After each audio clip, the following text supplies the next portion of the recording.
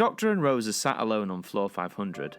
The atmosphere is quiet, still, but almost filled with a sense of tension and impending dread at what's to come.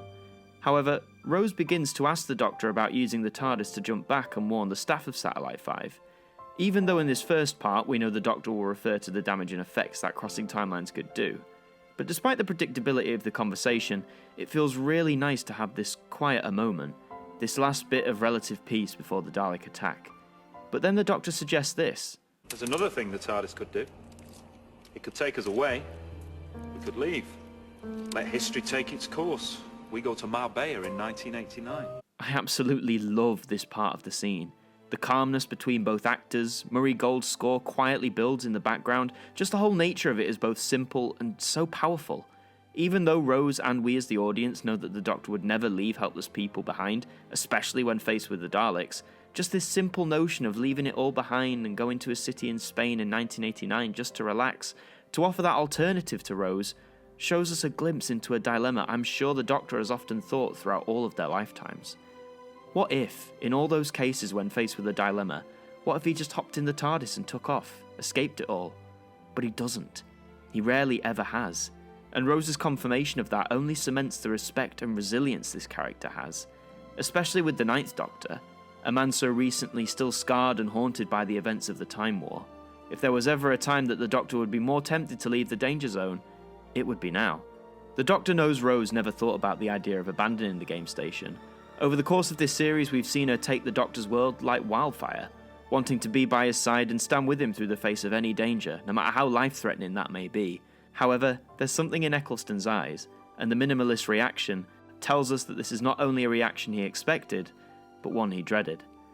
As the Delta Wave builds, the Doctor consults the computers as to how long it'll take before it's ready. Is that bad? Okay, it's bad. How bad is it? His initial reaction implies a long time, but when watching this in retrospect, I see a different approach, and it's absolutely heartbreaking.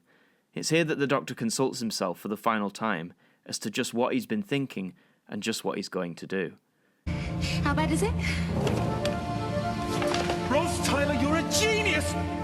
We can do it! If I use the TARDIS to cross my old timeline, yes! Everything seems positive. A solution has been found. The Doctor leaves Rose in the TARDIS to seemingly put the finishing touches on his plan. And as the music builds to a sincere finish, we see the Doctor turn. All that positivity gone from his face.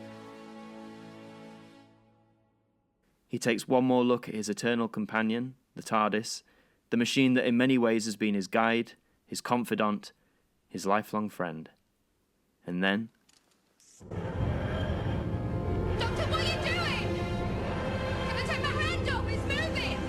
The Doctor sets the TARDIS in motion, and despite the cries of protest from Rose, he doesn't let up.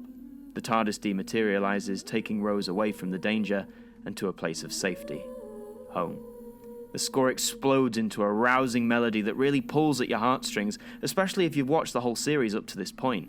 To see these two become friends, to bond in a way that they have, all for the Doctor to send her away without so much as a face-to-face goodbye, is honestly heartbreaking.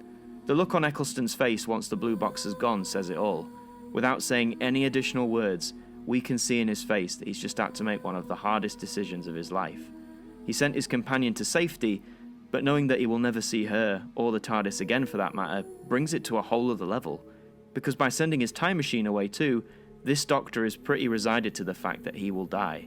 Here, on the game station, in a matter of hours. After everything he's been through, everything he's suffered,